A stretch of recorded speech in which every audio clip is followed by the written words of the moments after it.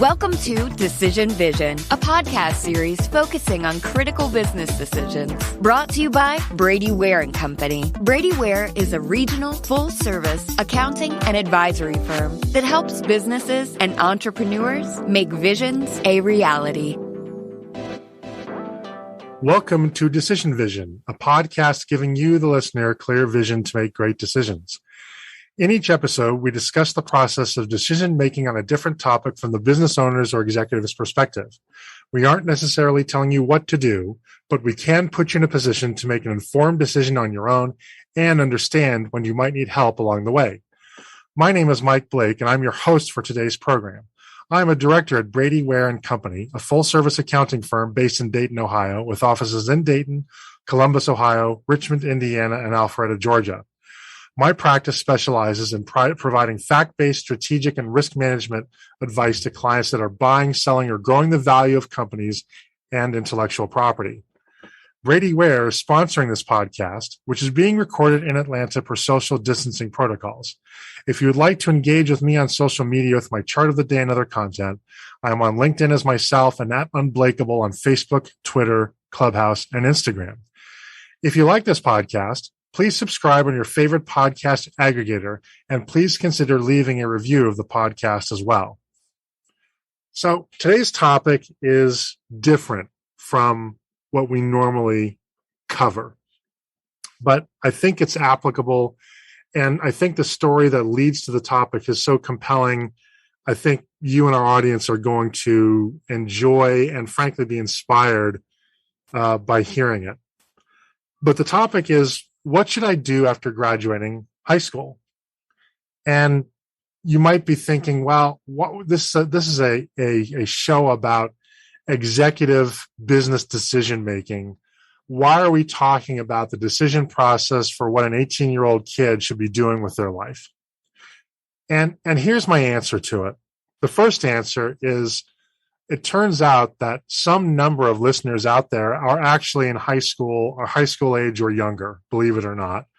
And I know this because they contact me.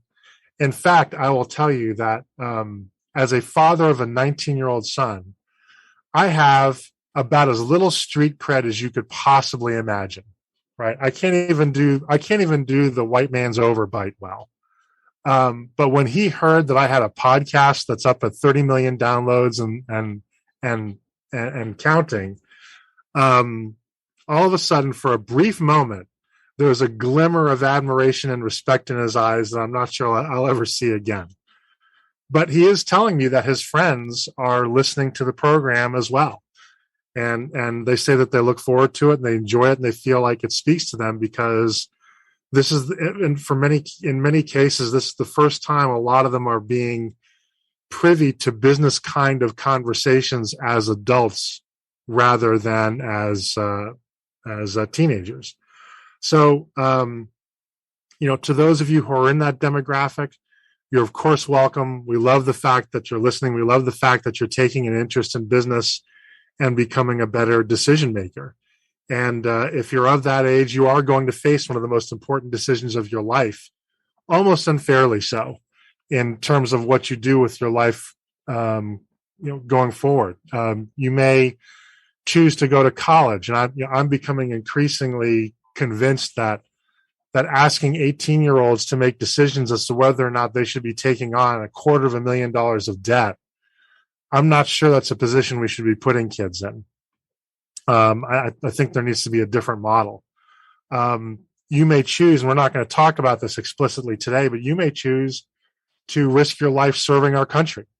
The military has obviously been a route for upward mobility for many people. I have two cousins of whom I am just tremendously proud that have had distinguished military careers where they've really just accomplished things that I'm not sure they would have necessarily accomplished had the military not given them those opportunities. And maybe we'll cover the military separately in a different episode. We did do one with Jason Jones on the hiring side. Should I hire people with a military background? But the fact of the matter is, ready or not, at age 18, life is going to force some pretty heavy decisions upon you. And I hope that the conversation we have today will at least add a different perspective than you may be getting from whatever advisors that you have. I think also that this show is going to be useful because parents are making an executive decision, if you will, or helping their children make an executive decision. Should I go to college? Should I undertake the enormous financial obligation that college entails? Or should I do something else? And it's tough. I can tell you as a parent, again, of a parent of a 19-year-old who has chosen not to go to college, at least for the time being. It is, it's a very heavy decision. And as parents, where many of us, if we're executives, many, not all of us, of course, but many of us grew up in a generation, I'm Gen X, where college was something you just didn't even think about. If you had the opportunity to go, you just went. That's all there was to it. But the world has changed. The economics of college have changed. The psychology of the American teen has changed. The environment, of course, has changed in every way imaginable. The nature of the labor force, as we've gone into a lot of detail over several episodes, has changed. So even though this is a little bit off the wall from what we normally talk about, I do believe that you'll find that many of you will find that it holds relevance, if not today, then at some point down the line when you reach a later life stage. So with that as a preamble, I hope I've convinced you to hang in there and continue listening, because I do think we have an excellent program lined up. And joining us today to talk about this might be our youngest guest ever, if not the youngest, probably in the top three. And that's a good thing, by the way, is Joseph Lambert of Joseph's Junk Removal. And as I said, he has a story that I think just sets the table so nicely. I cannot possibly do justice to it. So I'm going to break from tradition here, and I'm going to just welcome Joseph to the program and ask Joseph to talk about his background and how did he get from his first job as a kid, as a young teenager or adolescent, into being the founder and CEO of Joseph's Junk Removal. Joseph, welcome to the program. Hey, man, thanks so much for having me on. I just can't echo enough about how important this topic is, which you already laid out, because, for kids coming out of high school at 18 years old, 17 years old, they're oftentimes forced to make the decision on what the next 4 or 5 years of their life looks like. And that's a lot of time. And I'm a firm believer in time is the most valuable currency we have. So there's just a lot that goes into that decision. So, whether you're actually in the midst of making that decision for yourself right now, whether you're a parent or whether you're somebody who, is involved in somebody's life who is going through that decision, this is a topic that can really apply to everybody, because everybody has to make that decision or can help somebody else make that decision. But as far as my story goes, so I grew up in Atlanta, Georgia, oldest of 5 kids, really was very blessed growing up to have 2 loving parents. But at 12 years old, my parents got a divorce and just shook our family, created a lot of challenges. Probably one of the most immediate challenges was my mom had to go from a stay-at-home mom to being in the workforce to put food on the table. So for me at 12 years old, just was trying to figure out ways to help. And one of the clear pathways that I saw was just go out and earn money and cover your own expenses. So I started mowing lawns for neighbors. I also started working in construction with a friend. So, I was doing everything I could just to earn as much money as possible, just to, lighten the burden on my mom. So that was kind of what got me kickstarted into working, kind of the idea of entrepreneurship. And really it caught my attention. Like even at a young age, I loved it. I was, seeking every opportunity to grow and, get more clients. I remember it was such a big deal for me just to order business cards. And I spent so long even designing them. We didn't have any lawn equipment. So I had to go out and actually buy all my own lawn equipment. So there was like these lessons that I learned really early on that I think were super helpful. And then as I grew a little bit older, I saved up. I bought a truck when I was 16 years old.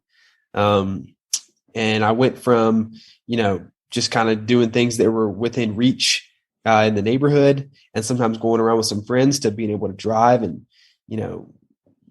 get to a lot bigger client base. And then when I was a little bit older in high school, I ended up having a landscaping client who asked me to haul away some items out of her home. And I really, at that point, had not been exposed to the junk removal industry, but ended up doing that job for her and really hit a grand slam with it. Made about $1,600 in 4 hours. So at that moment, the junk removal industry just really caught my attention. I was like, wow, I need to look into this a little bit more, because landscaping had frustrated me up to that point, because there was just so many moving parts and it was hard to replicate the process over and over and scale it. But with junk removal, I saw, a perfect pathway to just replicating that process and scaling it rather quickly. So like, even at the time, I saw, how this could go from 1 truck to 4 trucks to 10 trucks. So anyways, started moving into the junk removal side of things, kind of around senior year of high school. So in the meantime, I'm working a lot in senior year of high school. I'm playing football and baseball, and those are my 2 loves, working and playing sports, and really put school on the back burner. So what ended up happening was I ended up actually failing a class my senior year of high school that I needed to graduate. And it ended up being a huge blessing in disguise, because I had to stay home what would have been my first semester, my freshman year of college. And I had to finish that class so I could get my diploma. But in the meantime, I was working full-time, 50 plus hours a week doing junk removal. And the beauty of it was I was really able to give, all my effort into the junk business at the time. And, in the course of a couple months, made, around $50,000. And I was like, whoa, okay, this is even, better than I thought. So, I was never really opposed to going to college. I just really wanted to run super hard after whatever my best opportunity was. And after doing junk removal for a semester full time, I realized, wow, this is a great opportunity. I don't want to pass this up. So discussed it with my family. I even, made a PowerPoint presentation. It was like, this is why this is the best option. And I will happily go to college. I'm not trying to, go against the grain, but I need to run hard after this, because this is an awesome opportunity. So, they saw the numbers, they saw the track record, and were totally supportive of it. So anyways, that was January of 2020 that I'm doing this with them. So, I go all in on the junk business after getting my diploma that spring, and then COVID hits. And unfortunately, a ton of businesses suffered during COVID. But we were super blessed to actually really thrive, because everybody was now at home staring at all the junk in their basement and in their closet that they didn't want. So my phone was ringing off the hook. And I went from just me driving around in a truck and trailer to renting, up at one point we had 4 big U-Haul 26-foot moving trucks that we parked in a Walmart parking lot. And I was stuffing them with every college and high school buddy I could find. And we were going all over Atlanta just hauling junk for people. It wasn't perfect. And quite honestly, we really weren't profitable for all of 20, but, there was a lot of lessons learned. And ultimately, we grew at such a fast rate, and that I realized, we have a lot of potential here. This is legit. And I also proved to myself that the revenue was there. And I just had to figure out how to make the revenue profitable. So basically, we went from doing about $15,000, me by myself in January, to that July, we were doing about over $60,000 in revenue. And I'm doing this all at 18 years old. Like, I didn't even know it was possible to make $60,000 in a month at that age. So anyways, I recognized at the time that what we were doing was not profitable. So I basically tore the business back down. We returned all the rental trucks, and we started buying our own trucks and doing a bunch of other things to basically, run our business in a way that would actually make money and make money long term. So that kind of brings us to where we are now, about a year later. So, we don't have any rental trucks now. We buy all brand new trucks. We've transformed our team, transformed all of our processes, our web presence, and everything. But man, it has been a tremendous learning experience. There's nothing like the school of hard knocks. So super thankful to be where I am today. I think about what I would have done if I'd had $60,000 a month as at your age, and I probably would have landed in jail somehow. So whatever I would have done, it would not have been constructive. So good for you. I mean, I think that's a differentiator. Clearly, you have the maturity to kind of handle that and realize the responsibility that comes with that kind of money. And presumably now you have employees that are depending on you for their livelihood and so forth. And really just a remarkable responsibility to take on. So let me, gosh, there's so many questions that just come out of this. So I got to sort of take a deep breath here and go back into my own script here. You started the business, you chose to do it, you're sticking with it. Am I right? Do you agree with me or not agree with me? Either one is fine. I'm not going to stop the program or anything. But it seems to me that college isn't the obvious path that it once was, right? I think times have changed, and do you find among your peers, it's not just sort of college or bust anymore? It's sort of like graduation and then college maybe later, or just something else. Yeah, that's an interesting question, and I'd love to dive into that one. So I went to a small Christian school, and I had a super close-knit group of guys in high school. And what I thought was so cool is, everybody before us, everybody went to college before our grade. And our grade was the first one where we really broke that mold. I think the majority of everybody still went to college, but there was at least 5 or 6 guys who did not go to college. So I was one of them. There was another guy who actually started a landscaping company, still doing so right now and running it rather successfully. And there was a couple other guys who did the same thing. So I don't by any means think college is a bad option when it's used properly. I think what's hard for me nowadays is, I think for so many kids, college is the only option. I, grew up around Kennesaw State University. So even while I wasn't in college, I knew a lot of guys that were students there. And there was a lot of guys who had tremendous potential who really didn't need to go to college, but they just weren't presented with anything else. So my goal is to really speak into a lot of young high school guys and say, hey, there is other options. You just need to do what's best for you once you've seen all there is to offer.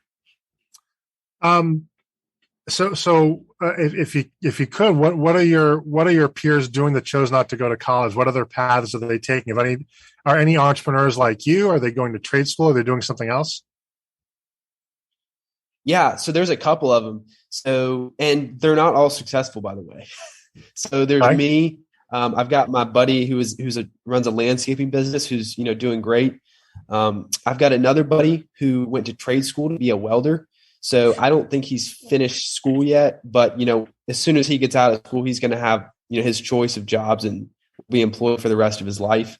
There's some other guys who just kind of aren't going anywhere in life, who I think kind of followed suit. They didn't really want to go to school, so they thought they could make it without it.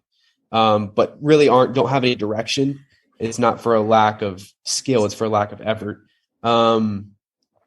There's 1 or 2 other guys who are working for other people, but doing a really, still knocking it out of the park. So, you don't have to necessarily go out and be an entrepreneur to start your own business to be successful outside of college. And this kind of is getting into another topic, but I think the key is just having a plan and a goal, regardless of what you're going to do. So, if you're going to college to be a doctor, well, okay, let's make a plan. What kind of doctor you're going to be? And let's go for it.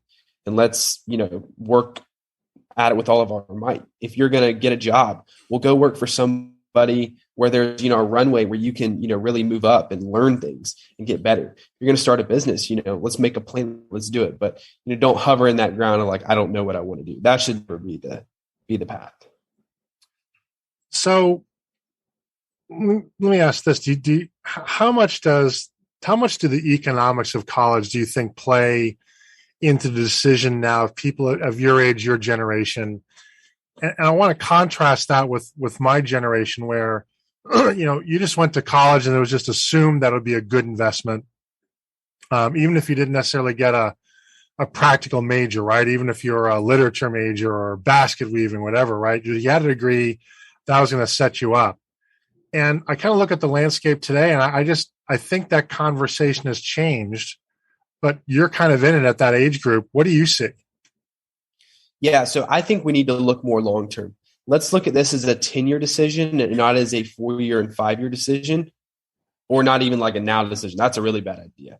So let's look at the 10-year college decision. If you're going to college to be a doctor, a lawyer, an engineer, first of all, you're not going to get into any of those fields without going to college first. And due to the, compensation for those type of jobs, it makes sense to go to college and possibly take on some debt to get to that end goal of having that position. However, if you're going for a business management degree, I would say you're wasting your time and your money royally, because you can go and work for somebody and learn how they manage, or learn how they, don't manage well. And then you can, move up and do it yourself. So it just really depends on what you're going for, I think. So I want to pause on that, because I think you bring up a very interesting point about, undergraduate business administration degrees. And while I don't totally agree with your statement, I'm certainly very sympathetic to it. And I think there's a lot to agree with there. But what about, and have you ever taken like online courses, the Udemys of the world, for example, or others, to find the education, if you needed any, or training that it didn't make sense to go get a degree for? I have. And how is it? How's your experience with that? So my general experience with learning is it depends on what kind of class you're taking. So I'm not a big fan of big overview courses. Okay. That are just going to inform like large, I don't know. I just feel like they're not giving you a whole lot of, content to actually use practically. Nevertheless, I have to learn a tremendous amount for my job today. So the approach I take is, I think, just a lot more efficient, in the sense that when I need to learn something, I go learn everything there is to know about, what I need to use it for, versus going and learning a bunch of information that, I may never use. So, I think if you're learning, like take, for example, if you're starting a business and okay, in order to start a business, I'm going to need to know how QuickBooks work. I'm going to need to know how accounting works. So go take 3 accounting classes. I think that's a brilliant use of your time. But do you need to go to college for 4 years to figure that out? I don't think so. So you bring up what I think is an interesting distinction. I'm curious if you agree. And I see this in my son and his peer group too. They are much less interested in being what we would call educated, and are much more interested in being trained. Right. And the difference being, education implies a well-rounded Renaissance person kind of education. You have a lot of kind of required core courses because the institution wants you to be a well-rounded education individual. Right. But he tells me, look, this is great, but I don't want to learn French. I don't plan on doing business in France or Quebec. And by the time I'm rich, I'll just hire a translator. Right. But they are interested in, hey, here's something that I can learn how to do. Could be graphic design, could be using a software package, or accounting, for example. I can learn about, and then walk right out of the video, and then start to apply in something that actually matters to me materially. Does that sort of sync up with your thought process as well, or am I way off base? Totally. And I think there's guys, older guys who would, I think, agree with my standpoint. And I fall back on what Warren Buffett talks about. I mean, we all know Warren Buffett's brilliant, but he's said, multiple times, like, I'm really, not that well-rounded of a person.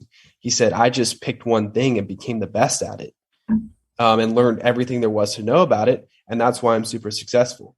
So, I apply the same thing with junk removal. Like, I'm not trying to learn every business there is out there. I'm just trying to be the best, junk removal business owner out there.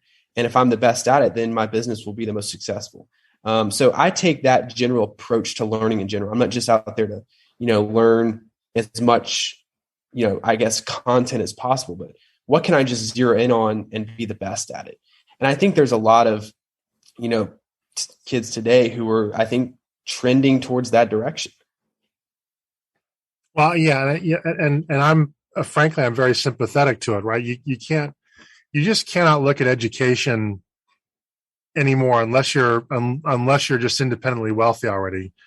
most people cannot, and I think should not, look at education as something that you do for its own sake, but has to be analyzed as a business investment. Otherwise, it kind of gets you into trouble. And we're seeing millions of people that I think didn't take that approach, and now they're experiencing real financial difficulty. And that's prompting a very fundamental question right now about how education should be financed. But that's a separate issue. There's a question I want to make sure to ask you, and that is,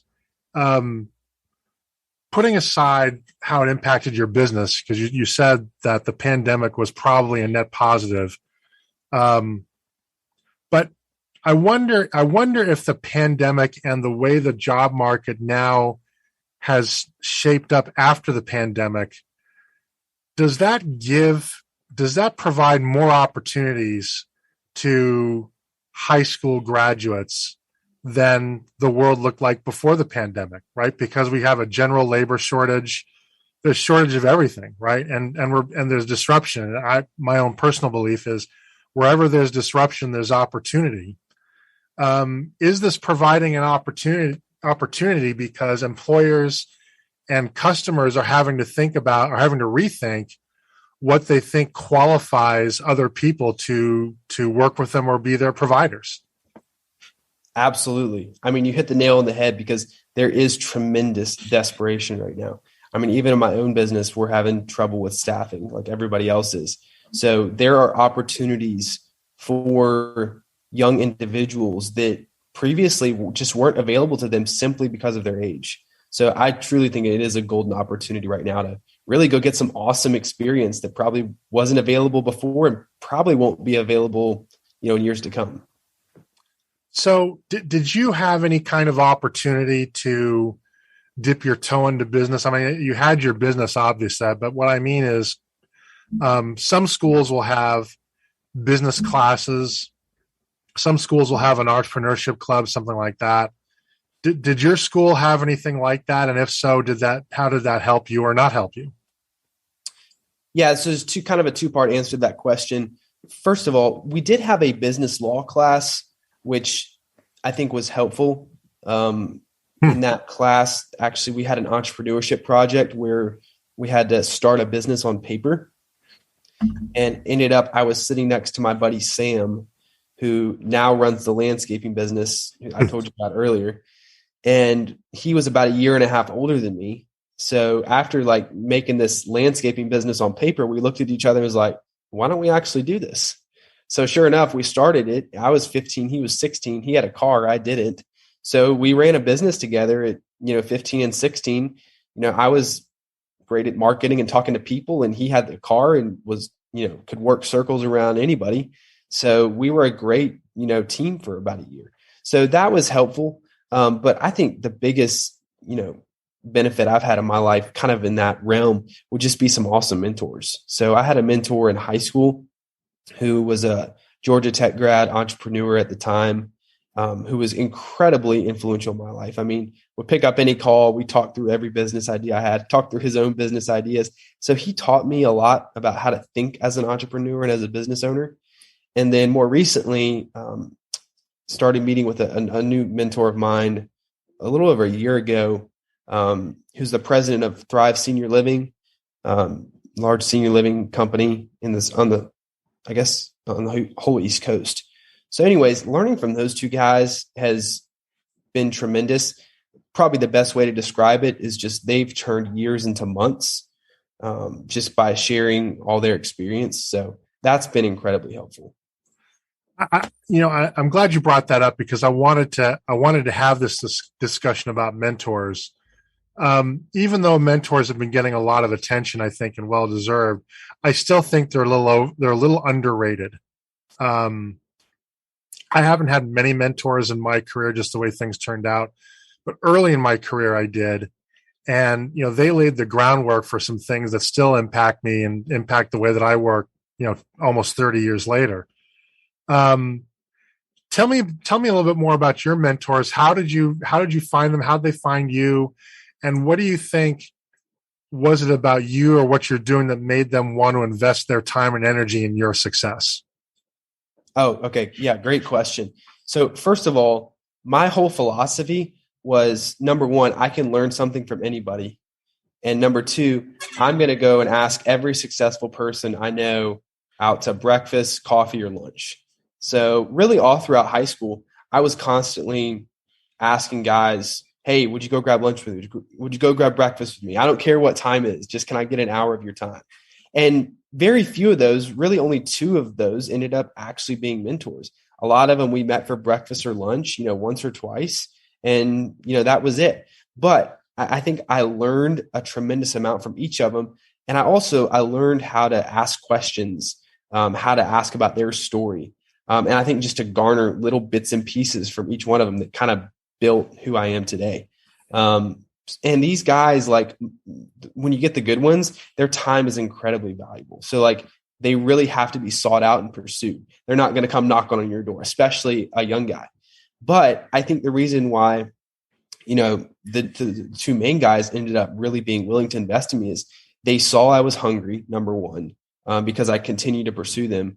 And then number 2, direct application. So the latest one, something he said he appreciated later on was, he was like, a lot of times you apply stuff that we talk about in like 3 hours or less. And I was like, yeah, that's one of my goals actually.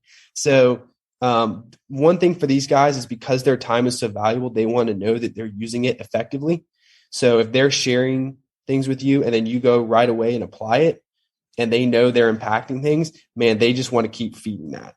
So I think just really seeking these guys out, asking their story, asking, for their advice on things. And then when they tell you something, not just, letting it go one ear, not the other, but going and doing it. And I speculate that this is actually a benefit of youth. I think that there's more enthusiasm to mentor people as young as you are versus people that are somewhat older. I'm 51. Nobody's going to mentor me. They're like, what do you want to mentor? You should be the mentoring person, right? But I do think that, if I'm approached, somebody like you that is focused, is very young, is clearly, focused on being a high achiever, that's an easy person to say yes to, because you can just imagine kind of what the trajectory looks like over a 30-year or 50-year period with that mentoring. And, I would just point out to the audience that while it may seem daunting to get mentors, on the same token, I do think that people like me, in terms of age and seniority, I think we are actually more inclined to mentor people that are younger, because we see a bigger impact, and the youth in itself is inspiring. Yeah. If I could add one more thing too, one of my rules that, I hope to live out the rest of my life is always be learning from people 30 years or older than you.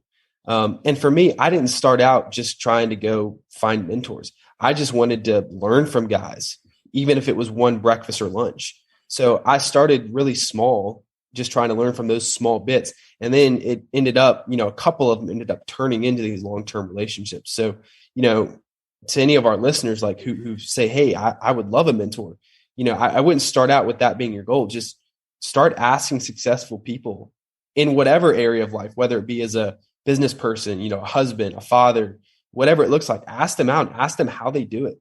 And then maybe that'll turn into a long-term relationship. So,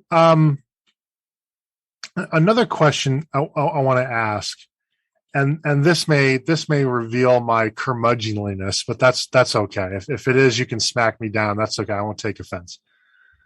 But it's been commented on quite a bit, and I think I see this, that I think it's harder for young people to be focused and really concentrated on a goal today, simply because I think there are more opportunities for distraction. And assuming you agree with that, you seem to have managed to avoid that, right? You're clearly a very focused person. You have specific goals in mind. You sound like no nonsense. If this is not contributing to my goal, I'm not interested, which I think is fantastic. Is that true? And how did you come by that? And is there any lesson from that is there any lesson from that you can impart on our audience, either as parents to help our children with, or again, people maybe slightly younger than you, in terms of how to gain that focus that seems to be serving you so well? Yeah. So I think what it really starts with is defining your priorities or your roles in life. So for me, I have 3 real roles. Number 1 is my family. So, spending time with them. Number 2 is just being a part of my church. And number 3 is, running my business. So really, I look throughout the course of my life, if my tasks throughout the day don't fall into one of those 3 buckets, then it's really not important. So I'm going to make sure I do those 3 things really, really, really well. And then everything else is secondary. So, nothing that's contributing to that, I'm not going to worry about it. So I think that's where you got to start, because there's so many things that are competing for our time and attention, that sometimes it's hard to decide what's actually important. So once you figure out, okay, what's actually important, I think that'll help people filter through, what that actually looks like. Then you can get to the point of actually setting goals for those specific roles that you have. So like, a goal for, me with my family is, I've got 4 younger siblings who all play sports, and my goal was to not miss any of their games. So, like for this fall semester, I think I only missed 1 game for each sibling. And one time it was because I was at another cousin's game, and the other time I was, doing a church serving opportunity. So, I think setting those specific goals for those roles is really helpful. And then I don't think expecting perfection either. As humans, we're all fallen and we're all going to fail at some point. So just the important part is learning from those failures and, making the appropriate, putting the things in place to not let it happen again. But yeah, knowing what those roles are, setting the goals for those roles, and then, not expecting perfection necessarily. I'm curious about something, and that is that you're now in a position of authority, and you're in a position now where there are people that want to sell stuff to you as a B2B business, right? You're a business owner, an executive decision maker. Now I'm not going to ask your specific age, but you're in your late teens or early 20s. You're not that far removed from socially having to refer to everybody as Mr. and Ms. and Mrs. and so forth. Yeah. And now you're in a not only a peer relationship, but in some cases you're in a position of authority over people who might be significantly older than you. And I'm curious, is that a hard decision to make? Hard transition to make? And do you ever feel like you have to struggle with commanding the respect that you deserve because people look at your age and then assume certain things? Yeah, I would say it's always a challenge, but I'm going to start with the, assumption on my end that, I don't think anybody owes me anything. So I don't necessarily expect respect from anybody if I haven't already earned it. So, I think this depends on what setting, you're in. There's certainly still people in my life that I call Mr. and Mrs. just because that's what I've called them for the last decade. Yep. But like, in regards to like people that I have authority over from a professional standpoint, like, I'll go ahead and tell you I'm 20. I've got somebody on my staff who's 40 and somebody who's 60. So that right there is 2 times and 3 times my age. And I think, that standpoint, we respect each other for the different roles we're at in the company. But then again, like something I emphasize to my team all the time is, we're all in this together. We just have different roles. So your role may be truck team member. Your role may be, customer care representative, and my role may be chief decision maker. But we're all here to, make this company successful and earn a paycheck. And the question is, how do we do this best together? I'm not trying to let my ego or their ego get in the way of, what we actually need to do to get things done. So, when you chose the entrepreneurial path, were you looking at all at other entrepreneurs who've been very successful despite not going to college? Either they didn't go right away or they dropped out early. One of my favorites is Dave Thomas, who founded Wendy's. He had a high school education and obviously built a very successful restaurant business. There's, of course, the Bill Gateses and the Mark Zuckerbergs that dropped out of college and so forth. Were people like that at all a role model to you, or were they just in such a different world that it didn't really connect?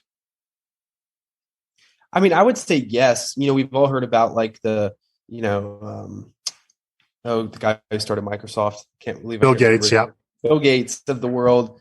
So many other guys who didn't go to college or dropped out of college. So I think them setting a precedent helped me realize, like this is possible. But I also really relied on people around me. I was asking them like, hey, do you think this is a good idea? Let's talk through this. I wasn't trying to trust my very young and undeveloped brain to make all the decisions, or at least inform all the decisions.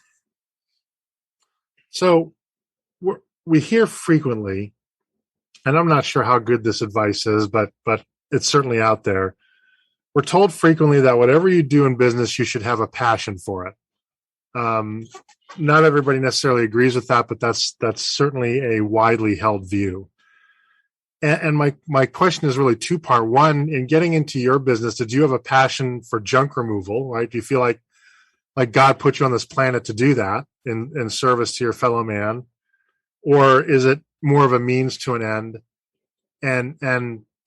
But if you did that, how does somebody at your age figure out what they're even passionate about, right? That's so rare when you have so little life experience to even begin to answer that question intelligently.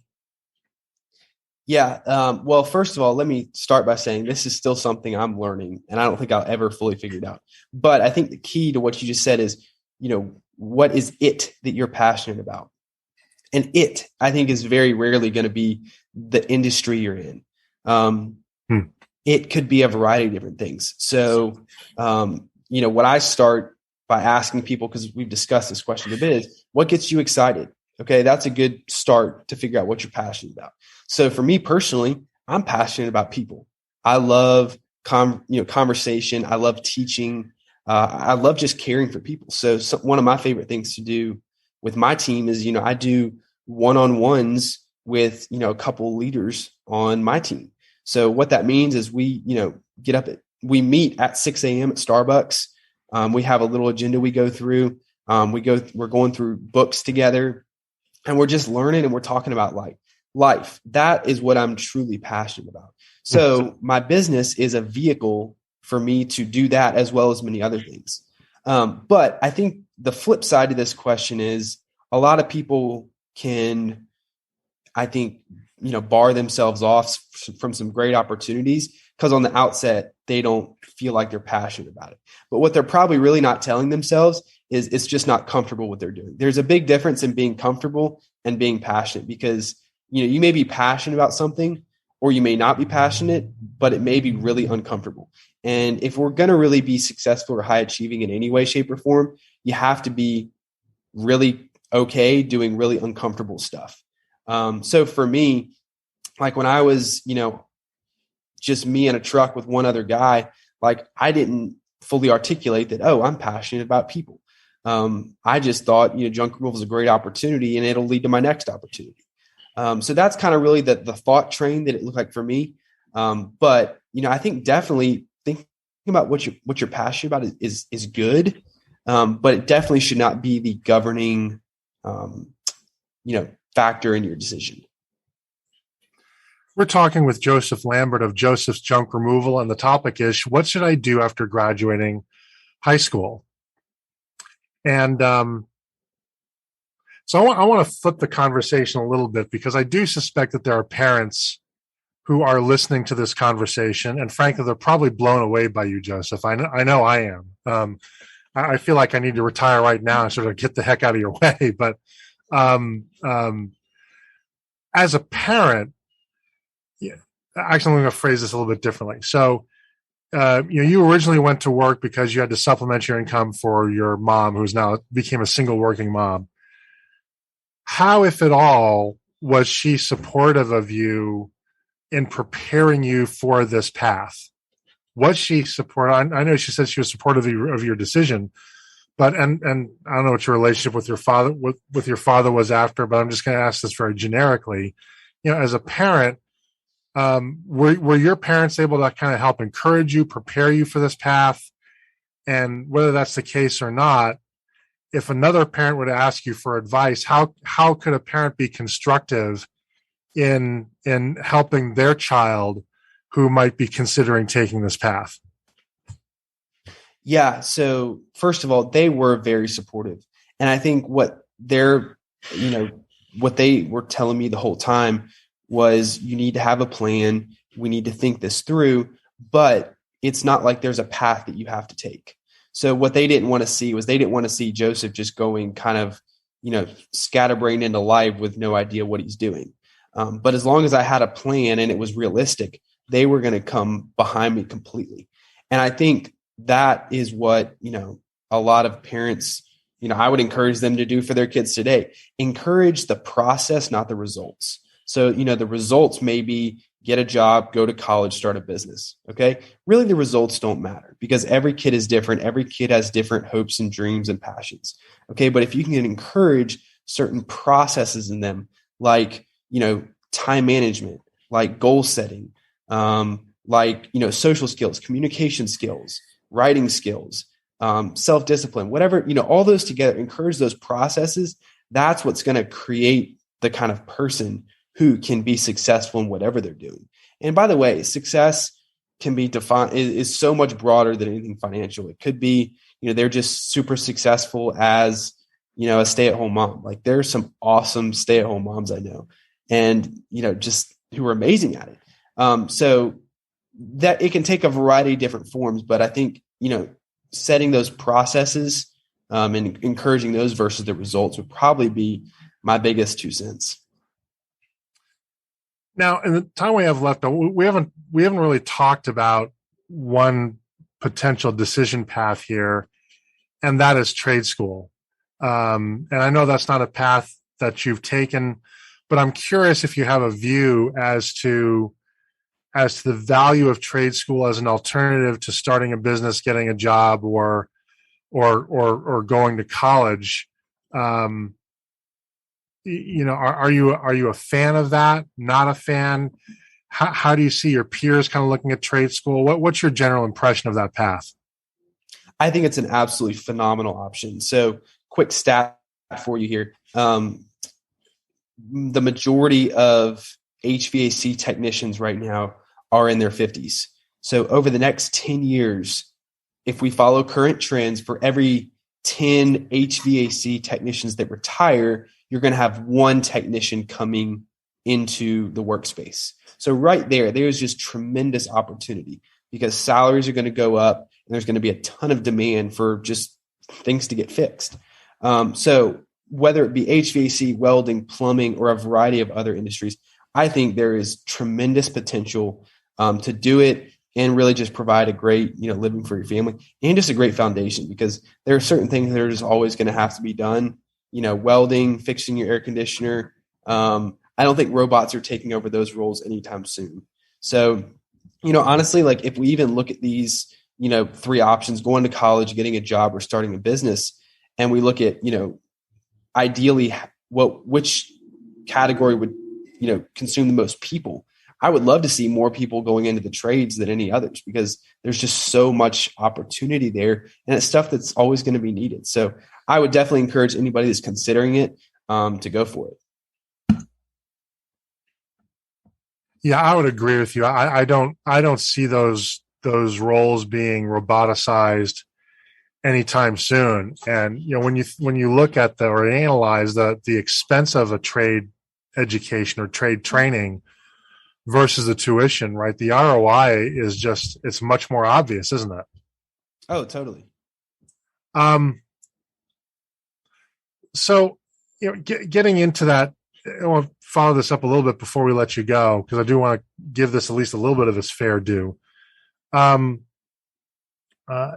thinking about kids who are, I shouldn't say kids, thinking about young adults that are graduating and they're going to go directly into the labor force. How important is it in your mind that they take the kind of job where they can then they can learn something, observe something that they'll take with them through the rest of their lives, as opposed to just getting a job for the sake of having a job? I think it's incredibly important. So let's put it this way. Whatever job you get from 18 to 22, 23 years old, from a financial standpoint, it's more or less irrelevant because you're really not going to make that much money anyways. So you're just figuring out a way to put food on the table and gas in your car. So whatever else you're getting from that role is really going to be what's important, whether it be you learning something, whether it be you developing a reputation with a company or just in the work field in general. That's what's going to have the lasting effect, not the actual money you earn in that time. So, I would even go as far as to say, if you've got two opportunities and you've got one that, is a great opportunity from the perspective of a, learning opportunity, but maybe less pay versus a little bit higher pay for not as much as a learning opportunity, I take the one with the learning opportunity and less pay, because that's going to set you up much better for the next 10 to 20 years than with the other option. Now, you were in a position, I don't want to say fortunate, but I think you were in something of a minority position where you had a really clear idea of what you wanted to do when you graduated. Not everybody your age, I think, has that or even thinks that they have it. And so if somebody's in that situation, where do you think they're better off kind of waiting until they do figure out, or what? Nah, that's the wrong question. What in your mind is a good environment for people to help them figure that out? Is it school of some kind? Is it getting a job until you figure it out, see how the work world works? Is it traveling the globe in a backpack and meeting Sherpas in Nepal? Is it something else? In your mind, if you're not there yet, what's the best way to use that time constructively until you do figure out what direction you want to pursue? Yeah, great question. Using the time constructively, like you just said, is the key to that, because everybody has something sitting in front of them that they can either choose to, go about it in a very mediocre way, or they can absolutely crush it and do it with everything they got. So I think the key is just whatever's in front of you, do it to the best of your ability and try to be the best at it, regardless of what that is. And then on top of that, always be thinking 10 years down the road. So even when I graduated high school, I was thinking far enough down the road to see, okay, this could be something big, but I didn't know it was going to be something big. I didn't know that I wasn't going to find a better idea 3 months down the road and go with that. So it wasn't like I knew from the get-go, I'm going to do junk removal for the next 5 years. I mean, I still don't know that. I'm 2 years into it. But I think the key is just, really crushing what's in front of you and then having the end goal in mind. And usually, you're going to figure stuff out in between there that you had no idea about before. That's going to, I think, inform your path as you go. Joseph, this has been really a fantastic conversation. You got so much wisdom to share here, really candidly beyond your years. I'm not sucking up to you. I just think it's really a fascinating, really profound conversation that I'm really glad we decided to do this podcast. I'm grateful that you decided to come on. There are definitely topics that we could have explored but didn't, or maybe questions we could have gone into more depth but didn't. If somebody wants to follow up and maybe ask you either as a parent or as a graduating young adult to follow up on something regarding this conversation, can they do so? And if so, what's the best way to contact you? Yeah, absolutely. So you can just email me, joseph@josephsjunkremoval.com. But actually, I started using the Marco Polo app recently, and I absolutely love it. So if you are interested in videoing me through there is the new thing now. Just put my email in there, joseph@josephsjunkremoval.com. I'd love to chat with you. Let's talk. That's going to wrap it up for today's program. I'd like to thank Joseph Lambert so much for sharing his expertise with us. We'll be exploring a new topic each week, so please tune in so that when you're faced with your next business decision, you have clear vision when making it. If you enjoy these podcasts, please consider leaving a review with your favorite podcast aggregator. It helps people find us so that we can help them. If you would like to engage with me on social media with my chart of the day and other content, I'm on LinkedIn as myself and at Unblakeable on Facebook, Twitter, Clubhouse, and Instagram. Once again, this is Mike Blake. Our sponsor is Brady Ware and Company, and this has been the Decision Vision Podcast.